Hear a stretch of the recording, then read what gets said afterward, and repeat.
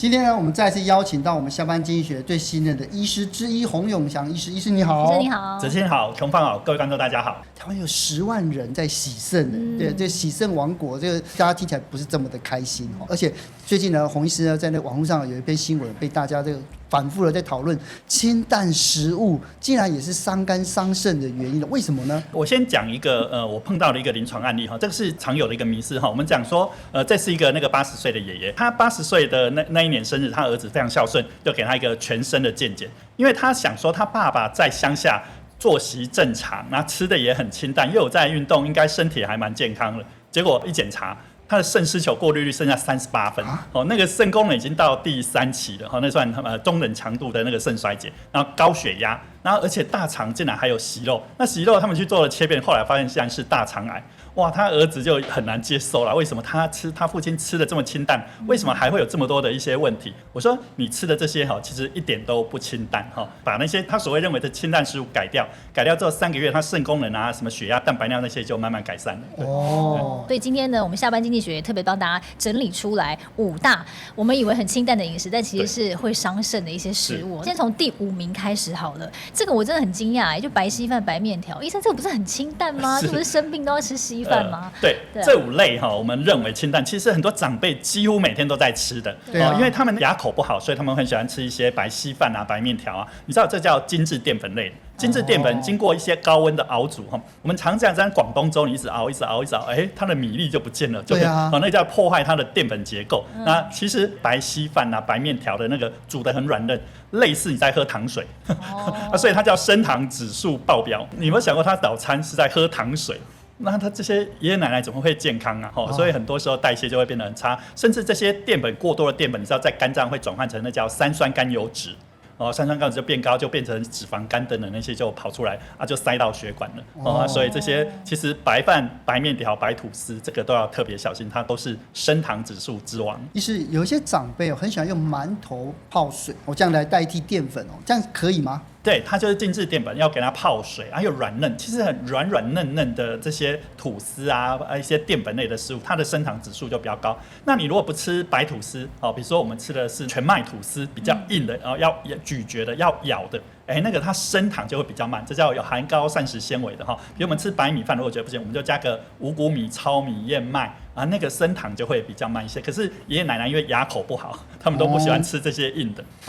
但是话说回来，其实我真的建议爷爷奶奶要多咀嚼。他们后来就研究，因为我们一直吞没有咀嚼，我们开始咀嚼之后，我们的消化液就开始分泌，所以不咀嚼都吃那种很软嫩的。除了我刚刚讲那个升糖指数高之外，其实他们很多时候会失智，会提早发生，然后还有我们的消化系统都会退化，所以真的是要咀嚼，要把他们的假牙做好，然后让他们咀嚼，这才是正确的。第4名这个我看到的时候我就头痛，因为我们平常喜欢大骨汤跟肉汤，这个为什么它也是属于高危险的食物呢？对，其实我们的爷爷奶奶因为牙口不好，又回到牙口不好，他们喜欢去那个煮这些大骨汤，给它煮得很软烂那其实肉不是问题啦在想象中吃大骨汤是补什么？补钙嘛，对不对？可是后来他们有研究，其实大骨汤里面的钙溶解进去的还不是那么多。但到底什么是溶解进去的？他们发现很多的油脂溶解在里面，钠。还有我们的普林就是那个尿酸嘛。如果这只我们讲不管动物猪或牛，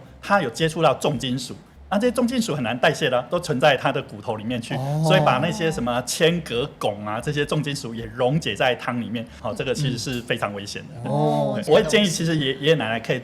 炖软嫩一点，吃肉啦，吃肉真的会比较好。团队建议给哲金看的一个数字，我觉得相当的惊人超过70%的你其实还没有按订阅。如果你一直有在收看，也喜欢我们节目的话，现在我们来按下订阅吧。按下订阅对你来说是免费的，但对整个下班经济学团队来说，有你的支持跟订阅，是这个节目能不能继续做下去，做得更好的重要关键。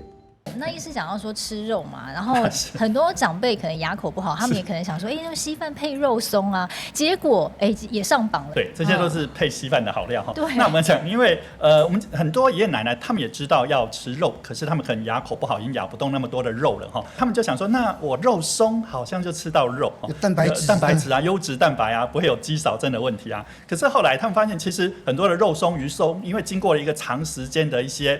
高温的一些炒啊、煎间等等这些，那它加了很多添加物，其实它的一些蛋白质的那个结构啊、营养成分早就流失，而且他们加了很多磷酸盐，加了很多调味，你会发现肉松特别香。好像比一般的肉还像特别咸、特别下饭那个经过调味，而且那个里面的那个磷酸盐含量高、钠含量高，可是真正原始里面那些肉的氨基酸、矿物质、维生素可能都不见了。我常建议说，要吃蛋白质，倒不如吃鱼肉，因为鱼肉的纤维比较软嫩，比较适合爷爷奶奶，就不用吃到那些。对，医生，那我想问说，如果不吃肉松，有些人说吃鱼松或者虾松，那这样会比较好吗？原则是如此，我们叫超加工食品，但加工食品它还是有分啦，就越加工的营养流失越多越不好，而且甚至还有一些致癌的成分。其实有一些研究甚至说，这些红肉啊变成肉松之后，它可能是一个大肠癌的一个因为经过高温爆炒之后产生的这些致癌物。然后接下来看看第二名哦，第二名是隐形的含钠王。其实这个酱料这我们可以理解，但豆腐乳也不行，为什么？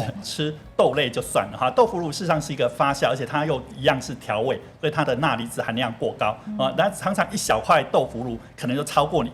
一整天的钠含量需要的一半量，所以很容易造成一些过咸。那年纪大本来就有一些苯态型高血压，血管本来就是不好的，你在每天一早就吃了那么多咸，而且他们常常豆腐乳不够，还会再添加很多的辣豆瓣酱啊什么那些，就是说整个稀饭就是全部都是这些。对，那你会想他把它吃完这些之后，没有膳食纤维，没有优质蛋白。没有这些矿物质、维生素，它反而都吃到一堆热量跟一些钠离子跟一些加工食，而且它很多这个是有调色素的调味调色，这个事实上是不健康的。所以就是其实是很咸的东西。不过医生，我们也想问，有没有类似像豆腐乳这种，好像你感觉起来没有说钠含量很高，但其实它钠含量超高的，是隐藏高钠地雷，到处都是。我们一整天如果一般正常的钠的摄取量大概2400毫克，如果换算成那种盐巴食盐，大概6公克左右但是如果肾脏不好的要减半只能大概1200毫克我们来看一下我们常见的凯撒沙拉酱大家吃的比较咸的可能是类似和风沙拉酱，那好像稍微比较咸一点点那个是真的钠离子含量就非常非常高。可是凯撒沙拉酱大家想说还好啊，看起来是还算清淡的可是算出来每100公克也占1275毫克，然后如果你吃个100公克的凯撒沙，大概就等于说我们一天一半的那个钠含量，如果肾衰竭了就超标了所以它事实上也是。那凉面其实凉面在制作过程中，有的时候会加一些小苏打，那个事实上里面就含一些钠那加上它，你看你的凉面凉凉的，但是它要让你很容易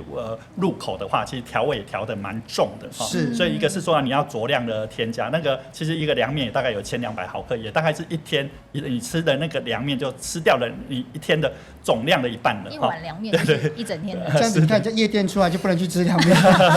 就一个晚上没有睡，对，伤身体，然后最后再来再补一枪，这样很可怕。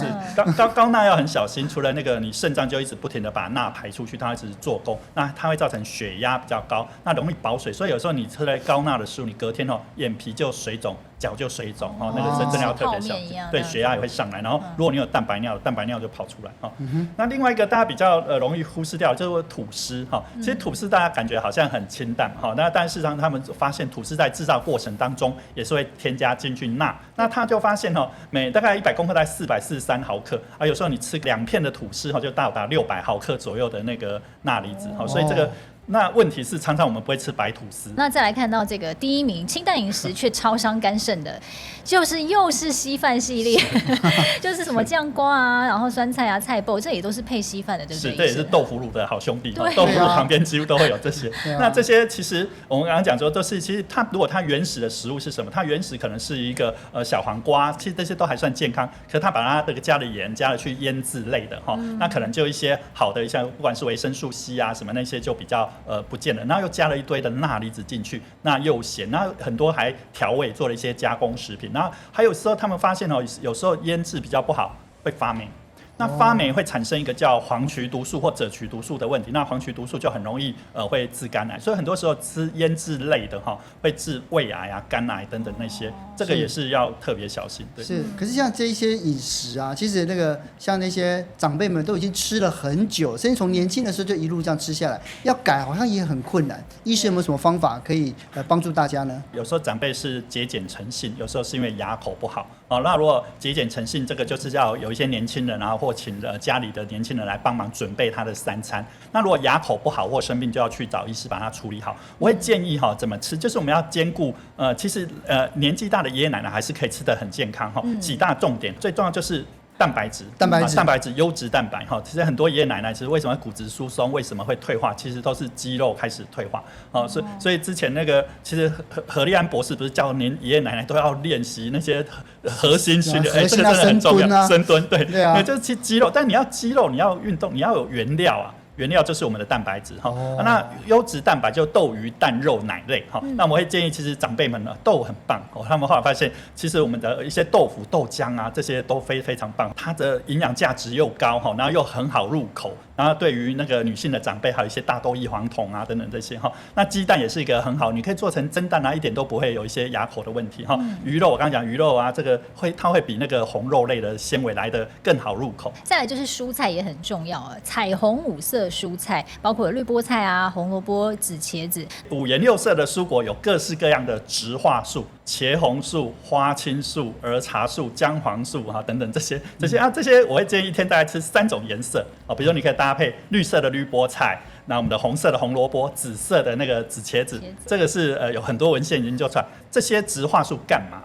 抗氧化、抗老化。其实我们爷爷奶奶那些在老化的过程当中啊，其实就是氧化，我们铁生锈氧化，老人也是老化，也是一个氧化过程。就人生锈就对。对，你就要给他抗氧化。医生建议就是一天要3种颜色是最完美，就对。那再来就是可能光吃稀饭，真的就像你讲的，升糖指数太快了，这样。所以燕麦、地瓜、南瓜或糙米其实也是很棒的。还有全谷根茎类的全谷根茎类的很棒。我们讲说不要单纯吃白米，我们加点燕麦、地瓜、南瓜、糙米等等。但是这些常常有时候要煮的比较烂一点，提早做一些泡水的动作让它比较好消化，不然很多人吃了这些高纤之后就开始胃痛了。对啊，这样是特别小心。还有再来就是用很多的辛香料，葱姜蒜啊，然后香菜啊、洋葱等等之类的。这个是一个烹调健康的一个小诀窍。我们其实为什么爷爷奶奶会吃那么多的一些豆腐乳啊、豆瓣酱啊、什么沙茶酱啊、沙拉酱？为什么那么多高钠的东西？因为年纪大，你知道我们什么都会退化，眼睛退化、耳朵退化，我们的味觉也会退化。所以你吃的觉得咸，他们会觉得不够咸，因为他们味觉退化。那我们要用什么味道？我们不能一直加盐加酱油，所以我们要讲一些天然的味道的东西，又健康的葱姜蒜辣椒啊、香菜9层塔、洋葱。这些都是很健康的一些食物那如果他想要一些酸酸的味道酸味道，我们就来一些柠檬啊、白醋啊、番茄，要白醋不要乌醋因为乌醋的钠含量就比较高一些那你如果要甜味的来源什么，其实他们喜欢用一些红枣、枸杞一些新鲜果泥，你会发现这些东西做起来之后，味道非常的自然，而且该咸的咸，该酸的酸，该甜的甜，而且不会有肾脏跟肝脏的负担。是。医生，那如果有很多长辈啊，他可能一下子这个吃稀饭配酱瓜的习惯没有办法这么快改过来的话，有什么方法可以让他们慢慢接受的吗？其实很多的爷爷奶奶真的很难戒掉吃稀饭这个东西。但是我们讲你要变化一下，稀饭就不要变成白稀饭我们把它变成一个营养的稀饭比如说我们就可以做一个叫鲜鱼南瓜粥。你会发现一个粥，第一个是你不要给它煮的那么软烂然后第二个是你加进去我们刚讲的有这些食物它需要的优质蛋白。那优质蛋白你可以加个鸡蛋或加个鲜鱼，其实我蛮推荐，或加豆腐都可以加在里面，哇，那个优质蛋白就满满的那我们讲说再加一个那个叫南瓜，南瓜就代表什么？一些5颜6色的一些蔬果啊，其实它南瓜它也是有淀粉类的它就是比较多种的一些矿物质、维生素的，还有一些抗氧化的一些淀粉，就不是那种精致淀粉。所以你会发现，其实只要善用巧施，一样是可以慢慢把长辈的习惯给改过来，而且给他们非常营养的食物。对，其实呢，就是每一次呢，都医师来我们节目，就帮我们解答很多问题。所以呢，这个下班经济学呢，我们就因应这个观众的需求，我们现在有一个 mini online 的这样一个单元新单元。对，而且大家呢就可以上面问问题。那其实我们收集很多肾脏科的问题那里面有一个其实是中医师说，如果要护肾的话，要用黑色来入肾，所以黑色的食物，所以很多人买大把大把的黑芝麻、大把大把的黑豆回去吃。但是这样吃好像不行，对不对？你看，好像这个可能会对身体造成一些损伤。那到底我们要怎么吃呢？那有哪一些黑色的护肾食物是我们可以去观察的？首先那个黑色入肾这个大家朗朗上口，可是这是中医的说法了那中医的说法，它的中医的肾跟我们西医的肾其实不大一样那他们中医的那个肾就要包括它的肾经啊、肾脉那一类的。那这个东西其实不是我们的西医的肾脏很简单，就是那个泌尿系统那一颗肾就是肾脏。可是西医它还中医它那一块其实还包含我们的造血系统、我们的新陈内分泌荷尔蒙系统所以他们讲说，其实肾亏跟肾衰竭是完全不一样的东西所以我讲，当然黑色入肾它有很多的一些我们讲一些食物的一些营养学，可以帮助中医那一块肾提升它的一些精气神等等这些。但是我后来在想说，那我们的西医，我可不可以肾衰竭，可不可以吃一些黑色的东西如果说一个一般的肾脏健康的人其实黑色的食物我也是举双手赞成的，是蛮健康的那当然又回到了我们慢性肾衰竭啦。慢性肾衰竭的饮食，相信我们的观众如果有看过我前面其实都有讲到要几个限制嘛，限蛋白、限磷、限钾。蛋白质是好的蛋白质我们肾脏病饮食是不是很好的一些饮食，因为它就是不得不的饮食，因为它肾脏不好，没办法排磷，没办法排钾，那吃蛋白质尿毒就会上升所以它就变成要限蛋白、限磷、限钾。好，那我们再重新来看黑色食物。黑色食物，比如说我就吃乌骨鸡好了，乌骨鸡是蛋白质。你可以吃，但是你就要限制它的量，不能吃那么多。黑芝麻很棒吧？黑芝麻是高磷的食物，所以我每次肾脏科在卫教病人，你就不准再常吃黑芝麻，不然磷就会爆表，那钾离子也很高所以我们发现那个其实以西医现在的那个慢性肾衰竭，可能就你要吃黑色的食物就要筛选过了。所以我后来就给他筛选然后我们真的要我们有传统概念，我们要黑色入肾，但是我要符合我西医的那个肾衰竭的这些营养限制，又可以保护我肾功能，可以把我的肾失酒过滤率拉上来的到哪些第一名呢，就是我们的膳食纤维之王黑木耳大家知道黑木耳它是一个低钾然后又低热量，但是它的那个膳食纤维非常非常高，所以很多人是在那个减重的时候会吃这个东西。它又有饱足感，那知道膳食纤维多，那叫水溶性的膳食纤维，它可以从我们的肠道把很多的尿毒素给排掉比如他那一天可能是那个肾友他吃了很多的肉，那产生很多毒素啊等等，他只要有吃膳食纤维就可以把它排掉。所以我觉得黑色的黑木耳对于慢性肾衰竭，它又是一个低磷钾的食物，又是一个高膳食纤维，是一个很棒的排毒护肾的一个食品。所以医师如果很爱吃肉的人，会建议说叫他多吃黑木耳，是不是？其实我们讲说，其实吃肉你就真的要搭配足量的菜，一般人青菜，但是肾油因为只要吃青菜，你知道绿色青菜那个钾离子太高所以黑木耳是一个很棒的取代品。好，那再来看到第二个也是中西医都很推荐的黑色食物，然后保护肾脏的就是蓝莓。其实好多现在越来越多人在用蓝莓来保养身体，不管肾脏有没有问题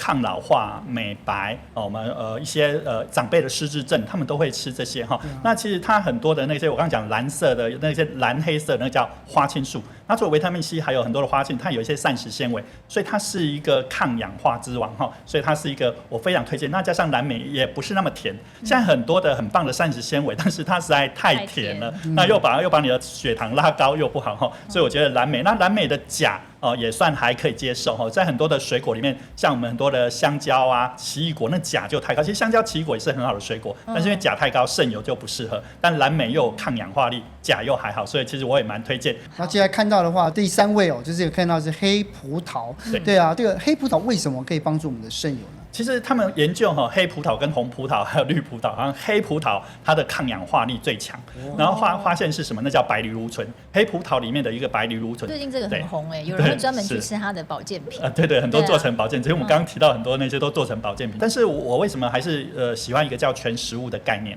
我们讲一个食物它做出来不是吃到白藜芦醇而已，它有一些膳食纤维有一些我们讲水分，有一些那个好的东西，其实在整个水果里面都有。但是你如果要整个吃的话，真的要很小心，就是那些农药啊等等，那要特别小心。是，大家都会好奇说白藜芦醇到底在食物的哪里？是在皮里面，对不对？皮很多，对，所以要连皮一起吃嘛。这个是最棒的，对啊。所以他们以前在那个做那个红酒的时候，事实上在也是有白藜芦醇，那个含量就很，还有其实它有一些花青素啊，一些维生素 C， 其实它抗氧化的成分还蛮多的。对。可是今天我们讲这么多水果，到底这个量要怎么抓？分肾衰竭跟没有肾衰竭的我们一般人如果肾脏健康的话，我们蔬果5、7、9，5份是最少的，那起码，但是女生要吃到7份。然后男生要吃到9份。那什么叫做1份哈？对我们讲蔬菜哈，煮熟的大概半碗就是1份。那水果部分，比如说葡萄什么，你就拿出一个拳头，你要看那个葡萄大颗小颗哈。如果比如说6、7颗，大概就是等于一个拳头大，那个叫做1份。女生我会建议吃到7份，男生吃到9份。好，那肾油为什么不能吃那么多？因为肾油如果吃那么多，常常那个钾离子就会过高。那肾油要选择大概低钾的水果，大概吃个5份，这样就可以。是，可以这样糖分的话，如果5份、7份，这个水果会不会糖分会不会太高？蔬果579，蔬果你看蔬对，所以比如说的确没错。如果考虑到，其实我们的肾油它都糖尿病的，台湾的水果真的太甜了哈，你就要吃蔬菜。然后我们讲蔬菜类的，其实要稍微烫过。蔬菜尤其绿色蔬菜，它那个含钾量也很高，所以他们讲只要经过汆烫个5分钟，钾离子就溶解在那个水里面，它就可以降低到70% 的钾。它那个其实我大部分都是其实不要怕麻烦，不去做这个动作。你知道肾油只要那个钾离子吃过高哈，有2种，一种心跳跳很快，心跳乱跳；有些心跳跳到很慢，几乎不跳，1分钟只跳30跳，甚至会停止。所以那个是非常危险的。所以医师刚刚讲说7份是说一整天下来的蔬菜加水果这样。对啊，不要傻傻的一餐就吃这么多，每一餐都想吃也太可怕了。对啊，今天谢谢医师带来这么多珍贵的医疗资讯，谢谢。